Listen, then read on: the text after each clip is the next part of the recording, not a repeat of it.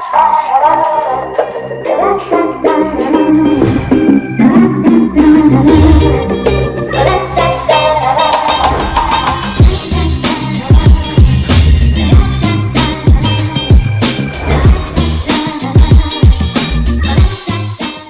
just dove in the FCC's Galaxy S9 filings, and, among wireless testing equipment lists and frequency distributions, a few tidbits of info flesh out the S9 a bit more for us end users. First off, the FCC lists that the phone, codenamed SMG960U, for US carriers, will support no less than 24 LTE bands. Galaxy S9 to support the S8's LTE bands, have the same tuned by AKG headphones.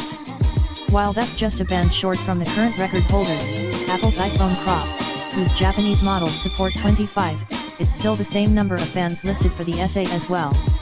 This generous number of LTE frequencies that the S9 will support means that the unlocked version can be bought directly from Samsung, and brought to any carrier in the US, including Verizon and Sprint, just as we can with the S8. Another piece of new info, besides the FBG960 ABA battery, which just happened to leak today as well, are the headphones that will likely be bundled with the S9.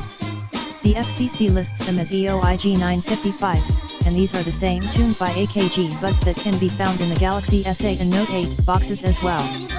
They are pretty good buds for the price of free, so we won't complain. The fast charging cable listed is also the same one from the S8, so we can expect similar blazing charge times, and, last but not least, there will be a microSD card slot. Surprise, surprise.